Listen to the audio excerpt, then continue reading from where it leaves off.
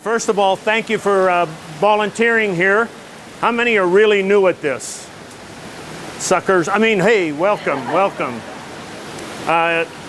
We're here to just go over the basics to stroke judging. We're not here to make you a CASO official for high school or USA or FINA. We're just going over the basics to stroke judging to help you get through the summer. I have to say that I've been involved with this league for 35 years and have been officiating high school and college for 31. This is the best summer program in the metro area. They really do an excellent job. The basics we're just going to cover. We'll go through what is a stroke judge, what do you do, how do you do it, and then we'll go into describing each stroke, and then we'll have a demonstrator who will show us the legal way and then show us some violations. But I have to tell you, an experienced swimmer, when you tell them to do a violation, it doesn't click in the mind. It's really hard for them to do something illegal. And I hate to have you talking to your back. So what does a stroke judge do? You're an official on the deck. We don't want any one individual seeking an unfair advantage from another individual or team. The referee is the head official. He can DQ, or she can DQ or override any DQ as long as she sees the DQ or he sees the DQ. If I'm down here and you're watching the turns at that end, I can't override your call. 30 years ago, we had referees trying to do that. So we hopefully get that resolved. There will be a refresher clinic on the 2nd, and then there will be a starter referees clinic on the 9th. So if you want to come back to the refresher, there will be no demonstrator, but we'll go over what we're going over today, but without the demonstration. So you're an official on the deck. That means no smoking. That means you're an official. You can't walk along the deck with your 3- and 4-year-old tagging behind you. You have to be up there doing your job. And you have to keep in mind that the swimmers live and die by the clock. And these coaches live and die with these swimmers. They're with them 6 days a week. And you're dealing with coaches that could be 16 years old to 24 or 5. You have a vast difference of experience with the coaches. Also with the coaches being adolescents, you have some emotions that get involved. If a coach wants to question your call, they will do it politely. That's what they're going to be instructed to do. You explain your call. If they still want to discuss it, tell them to go see the referee. The referee is getting paid. That's what they're getting paid these high prices for, to be the referee. In this league, the starter is normally the referee. 3 weeks from now, the state high school and swimming championships will be held, and there will be a separate referee as well as a separate starter. Well, I only know of one team in the years that had one of each. So the starter wears 2 hats. We have a ruling here that when in doubt, the benefit of the doubt goes to the swimmer. And 90% of the activity that you're going to see is going to take place where? Underwater. You'll be the only individual on the face of the earth that saw that DQ. Now, some father sitting on the hood of his car up in the parking lot 100 yards away, he may want to question you about that call, but you have to make the call. And facetiously I say DQ with pride. And the reason why I say DQ with pride, you see the violation, hold your hand up, and a minimum hold it up while the swimmer swims about 10 yards. Because in this league, the starter has to recap all DQs before the next event. So you have to make sure you make visual contact or verbal contact, throw a chair, do whatever you want. You have to make sure that referee starter gets your DQ.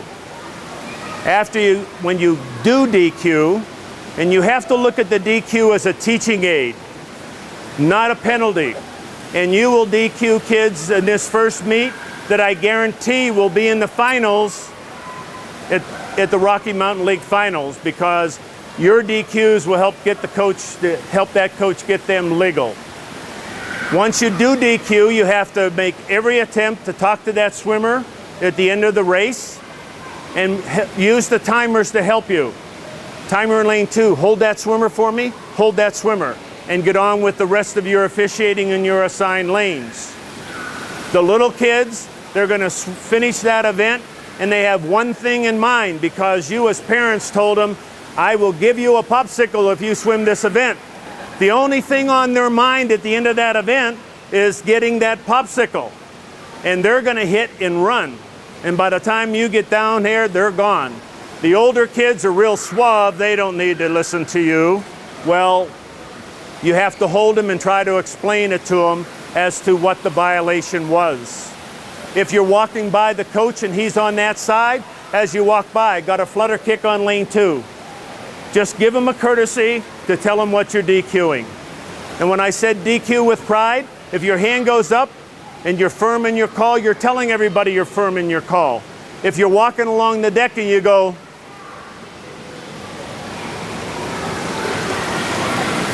you're telling everybody on the deck that you're not certain of that call. And I guarantee you, you will be approached by the coach. Are you sure of your call? So hold your hand up, DQ with pride. If the cards, would you hand the cards? We're going to pass around these cards. Just take some and pass them around.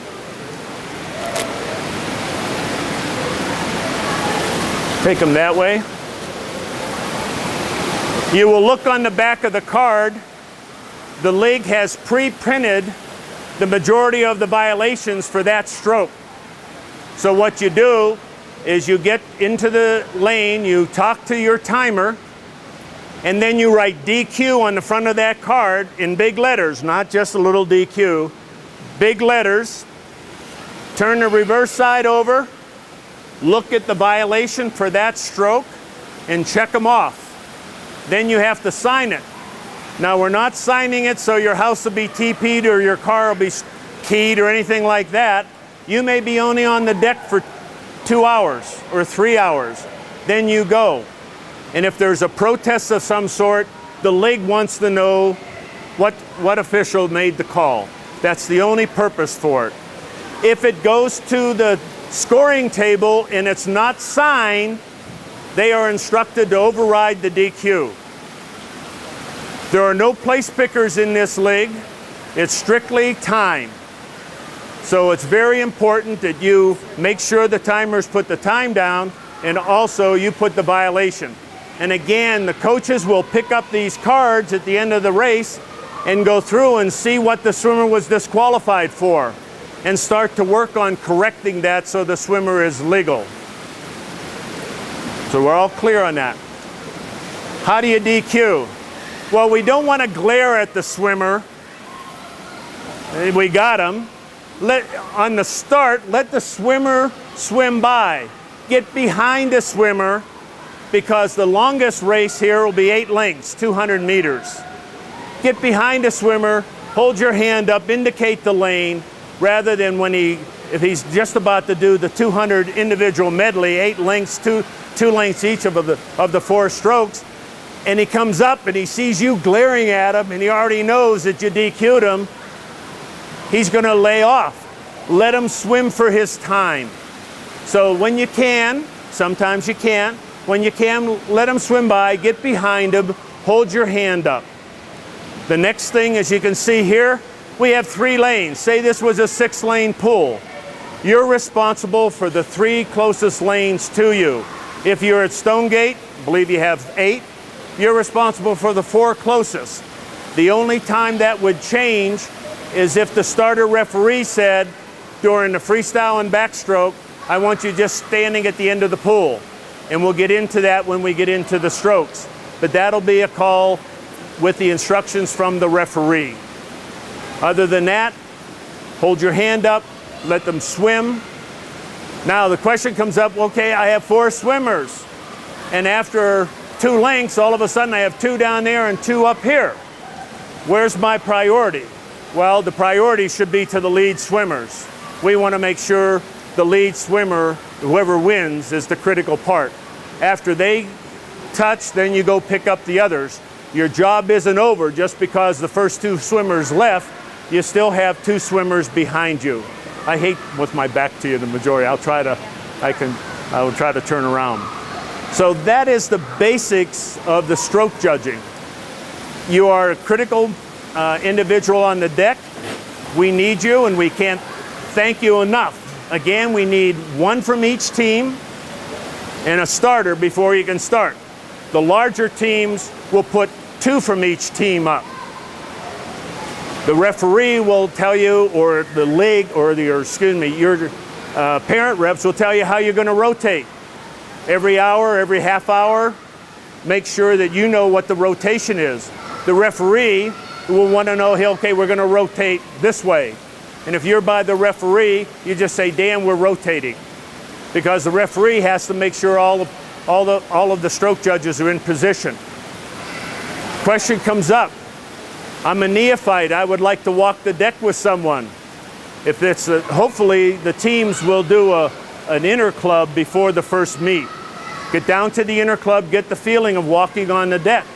If you've been accustomed to sitting in the chair, you get a little bit more visible when you're out on the deck standing there, most likely alone.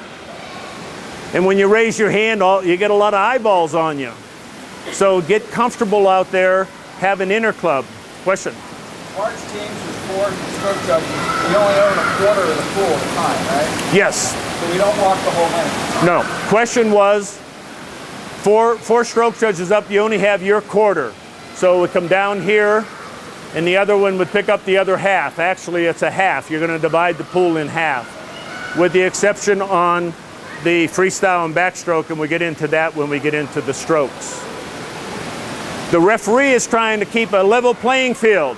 And one of the biggest problems with a referee, we have an official over here, knows the rule book, and is very zealous about enforcing those rules. And he or she is DQing over here, and we have an official on this side that's putting suntan lotion on and more concerned about getting a tan than doing the officiating. The referee has to get control of that because the swimmers are being penalized over here versus the swimmers over there. The question always comes up, you're on this side and your swimmers are making a turn, everything is copacetic, and you look on the other side and you see the official on the other side missing calls. Please do not go on the other side and challenge that official to make calls. If you see them, go to the referee, preface it by saying, I'm not really watching that other side, because the referee is going to say, you just watch your lanes, but bring it to the attention of the referee so that he can try to get, or she can get, a level playing field. That's the sole purpose we're out here for. When the referee is trying to get them started and there's quiet, or the 6 and under isn't getting up on the blocks, then help the referee. Help on your side if you're on the far side from the referee. That's the basics to stroke judging. It's just common sense and good luck. No cell phone calls. Yes. Question was, no cell phone calls. We're not babysitting. I want to stress that you are an official on the deck, and you take priority. The coaches have to get out of your way. If they're not, tell the coach, I need room, back it up. The coaches may say, well, I'm coaching, I'm officiating, you back up. Okay, I want to get into the strokes. Now, you were given the handout. Now, you can't walk down the deck going, that's not going to fly. So you're going to have to look at this and get the basic understanding to the strokes. I want to start off with the first one, the freestyle. If you're new, volunteer for freestyle. I am the state champion in officiating freestyle. No one is better than I am. Any stroke, any kick, any body position. Some part of the body has to touch the turn wall, and some part of the body has to touch the finish wall. That's it. Volunteer for it. Look down there and say, I'll be down here for that 100-yard freestyle. Then I'll be gone. I'll be home feeding the cat. So the freestyle, any kick, any body position, some part of the turn wall, and that can be the head, do the flip turn, be an elbow, and after the prescribed distance, they have to touch the finish wall. If they're swimming and they start coughing and they stand up, is that legal? That's legal. What we're looking for, and this is where the referee may say, I just want you watching turn walls and I want you to watch the finish. And so therefore you don't have to be on the sides. When they're coming in for the turn wall, you can't watch touches from halfway down the pool. What he wants to see you is right along the edge of the pool. And the bigger kids will come in, do their flip turn, and they're experienced and they know they didn't touch it, and they're just going to start kicking harder. And it's real hard with these proficient swimmers to see that touch. If they get out of the water and they go, everything okay? And they go, oh, you've been had, because they knew they violated it, but you didn't see it. So they're just telling you you missed one. So be in position to make the call. You can watch along the side here. If they start pulling them along the rope, pulling themselves along the rope, can you see that from here? You raise your hand. Question always comes up, they stop and they start bobbing. Well, this is a double-edged sword. If they stop and they're walking on the bottom, are they really getting an unfair advantage? The rest of the pool's already gone by them. But we still have to DQ. Still DQ. Vertical up and down bob, that's okay? Vertical up, question is vertical up and down bob. Well, I guess if they're just standing there bobbing, okay, but if they're bobbing towards the finish line, but have they sought an unfair advantage? They're penalizing themselves. The rest of the heat is gone, but we still have to call that. Everybody clear on the freestyle? Volunteer for it, it's fun. Next is the backstroke. Now here's where you get involved with the start. The starter is going to instruct them to step into the water. He's going to say, place your feet. We don't want to see the feet up over the lip of the pool. They have to push off from the flat. So if you're over here and after the gun is, or not gun, the horn, after the horn is fired and the swimmer pulls himself up out of the water and puts his feet over the lip, your hand goes up.